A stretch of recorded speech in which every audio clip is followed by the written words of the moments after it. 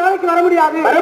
நீங்க கொடுக்கக்கூடிய ஊதியங்களுக்கு பத்தாது போதாது அப்படி என்று குறிப்பிட்டு என்னையா அடித்து சித்தம் செய்து விட்டவர்கள் இதை ஜமீன்தார் கூட என்ன என்று கூறினார்.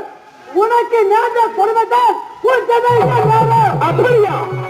எவ்வளவு ஆணவம் இருந்தால் உனக்கு நேர்ந்த நிலைமை எனக்கு நேரம் என்று வைத்திருப்பார்கள். விடவமானவர்களை உடம்பு பகலையோ கொடூரமா இதே கிராமத்தை சேர்ந்து